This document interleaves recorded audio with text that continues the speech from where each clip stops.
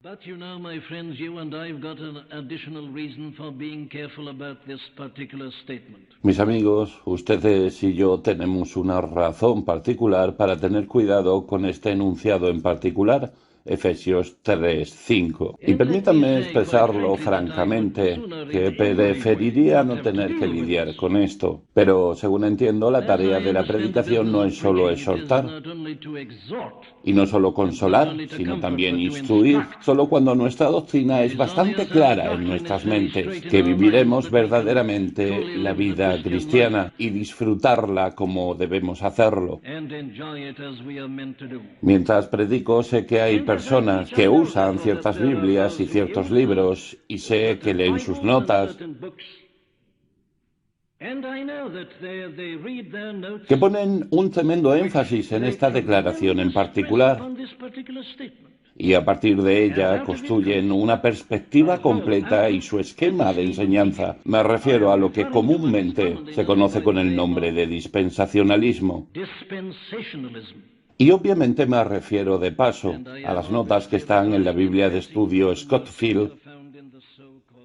Sé que hay muchos que están aquí que sin duda la usan. Sé que siempre existe el peligro, cuando encuentras notas en una Biblia, de creer inconscientemente que las notas son tan inspiradas como el texto. Tendemos a consumirlas, tendemos a aceptarlas como auténticas, y se puede presentar de tal manera que a veces parece lo más plausible y nada se puede decir en contra de ello. Muy bien, por lo tanto, somos impulsados en contra de nuestra voluntad a dar solo un vistazo a ello, desde un específico punto de vista. ¿Estás familiarizado con esta enseñanza del dispensacionalismo, que enseña más o menos algo así? Que todas las promesas que encuentras en el Antiguo Testamento fueron hechas a los judíos y se aplican solo a los judíos.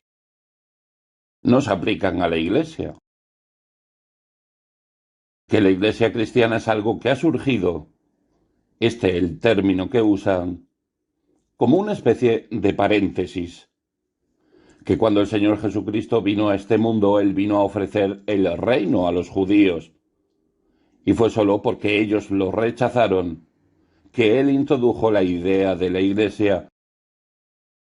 Si tan solo los judíos hubieran aceptado el reino, ellos dicen que no habría existido una iglesia cristiana en absoluto. Pero los judíos, habiendo rechazado el reino, la iglesia fue añadida como una nueva dispensación, como una especie de paréntesis, lo que llegará a su fin y luego volverá a los judíos. Y las promesas a los judíos como una nación en particular se cumplirán y entrarán en vigor, y Cristo establecerá nuevamente su reino entre ellos. Trazan una clara y divisoria línea entre la Iglesia y el reino. Dicen que los judíos aún son un pueblo separado y especial, que las profecías del Antiguo Testamento solo se aplican a ellos. Ahora ustedes entienden la importancia de esto. Las personas que creen este tipo de cosas están muy ocupadas en este momento predicando sermones y haciendo discursos sobre Egipto y sobre lo que está sucediendo en Palestina y en el Medio Oriente. Dicen, aquí está, esta es la Escritura misma, y están predicando eso en la actualidad, Egipto en la Escritura. ¿Qué va a ocurrir? Algunos de ellos incluso afirman que pueden predecir exactamente lo que va a ocurrir. Dicen que encuentran todo eso en la Escritura. Ahora bien, hacen mucho uso de esta declaración particular, que estamos examinando ahora, y lo hacen por esta razón. Escuchen lo que dice el apóstol, que por revelación me fue dado a conocer el misterio, que en otras generaciones no se dio a conocer a los hijos de los hombres. Ahí ellos se detienen.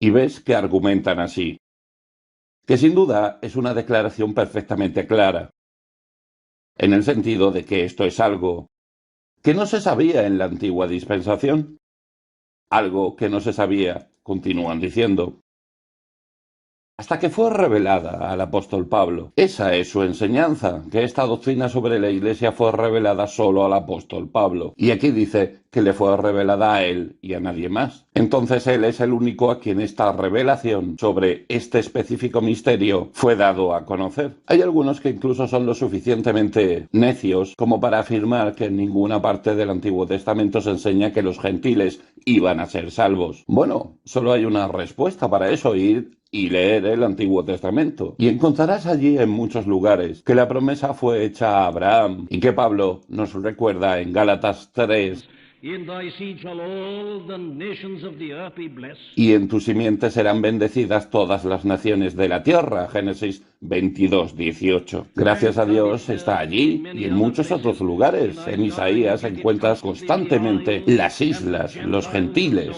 etcétera. Está allí y esa es una respuesta sencilla. Pero digo que hay otras respuestas y son las más importantes. Para la enseñanza específica de la Biblia de Scofield, por ejemplo, que dice que la Iglesia como tal no era conocida bajo la antigua dispensación. Esta es una cita literal de su libro. La Iglesia corporativamente no está en la perspectiva de los profetas del Antiguo Testamento. Luego, entre paréntesis, para probar este argumento, Efesios 3:1-6. Efesios 3:1-6, según esa afirmación, indica que la Iglesia corporativamente no está en la perspectiva del profeta del Antiguo Testamento. Si estás interesado, lo encontrarás en la introducción a los libros proféticos del Antiguo Testamento, en aquellas notas específicas. Bueno, entonces, ¿qué tenemos que decir a esto? Quizás para completar mi exposición, antes de llegar a mi respuesta, hay un sistema de ultradispensacionalismo, no el que encuentras en esas notas, pero está asociado al nombre del Dr. Bullinger. Ultradispensacionalismo. El que va tan lejos como para decir esto, que es solo aquí, en Efesios 3, que rara vez tenemos el Evangelio del Nuevo Testamento que se aplica a nosotros. Eso fue lo que enseñó. Dijo que los evangelios no tienen nada que ver con nosotros en absoluto. Era solo para los judíos. Aquí en Efesios 3 dicen, está el mensaje para esta era, para judíos y gentiles en la Iglesia. Incluso fue tan lejos como para afirmar esto. Bueno, no nos preocupa las singularidades. Pero abordemos esta pregunta en general. ¿Cuál es la respuesta a esto? Sin duda, la doctrina sobre la Iglesia fue enseñada claramente por nuestro Señor y Salvador Jesucristo. Consideremos lo ocurrido en Cesarea de Filipo, cuando él le dijo a Pedro, sobre esta roca edificaré mi iglesia. Ahora seamos justos, las notas de Scofield tienen que admitir que él expresó eso. No hacen mucho uso de eso, pero son honestos para admitirlo. Dicen que él no lo dijo muy claramente. Está bien, pero el hecho es que él sí lo hizo. No solo fue revelado a Pablo, ya había sido revelado antes. Nuestro propio Señor lo enseñó, pero retrocediendo encontramos esto, que fue lo que Pedro predicó en el día de Pentecostés. Cuando surgió la pregunta, varones, hermanos, ¿qué haremos? La respuesta de Pedro fue, arrepentíos y sed bautizados en el nombre del Señor Jesucristo, y recibiréis el don del Espíritu Santo, porque la promesa es para vosotros, y para vuestros hijos, y para todos los que están lejos. Es decir, los gentiles. Por supuesto, él y Juan obviamente entendieron este principio cuando descendieron a Samaria. Cuando leemos el relato de Hechos 8, reconocieron que los samaritanos, que no eran judíos, también habían ingresado y habían recibido los beneficios de la salvación. Y les impusieron las manos y recibieron al Espíritu Santo. Y, por supuesto, Pedro, en el evento dramático que ocurrió antes de que él fuera a la casa de Cornelio, fue llevado a ver la misma verdad. Fue necesario una visión para hacer que Pedro entendiera. Pedro, como judío, no podía entender esto, aunque era un hombre salvo. Aunque pasó por la experiencia de Pentecostés, la idea de los gentiles era algo imposible. Entonces, Dios envió la visión de este gran objeto que desciende del cielo, con estas bestias de diferente clase, y la orden es que Pedro mate y coma. Pedro dijo, no, mi señor, ¿cómo podría hacerlo? Jamás nada impuro o inmundo ha entrado en mis labios. Después, Dios le dijo, lo que Dios ha limpiado no lo llames tú impuro. Lo vio una vez y para siempre, fue y reconoció a los gentiles en la iglesia. Fue atacado por ello y se defendió, como puedes leer en los capítulos 11 y 15 del libro de los Hechos de los Apóstoles. Bueno, ahí está antes de que Pablo realmente se convirtiera en el apóstol que se convirtió. Ya se había predicado de esa manera. Pero de hecho lo encuentras en el Antiguo Testamento. Hay pasajes claros allí, como Ezequiel 36 y otros lugares, que muestran esta idea de la iglesia. Pero volvamos al principio. está allí, como argumento Pablo en Gálatas 3, en Abraham. In the whole promise to Abraham, En it toda is la promesa a perfectly Abraham es perfectamente clara y definida, pero esto es lo que es inmediatamente importante aquí. Aprendemos al examinar todo esto el peligro de tener una teoría e imponerla a la Escritura.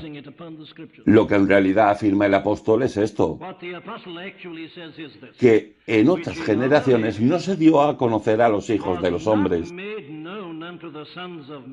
No hay un punto final, sino más bien una coma, como ahora ha sido revelado a sus santos apóstoles y profetas por el Espíritu. Efesios 3:5. ¿Qué significa eso? Significa esto, él no está diciendo que nunca fue revelado anteriormente. Lo que dice es que no se había revelado anteriormente, como en la medida en que ahora fue revelado.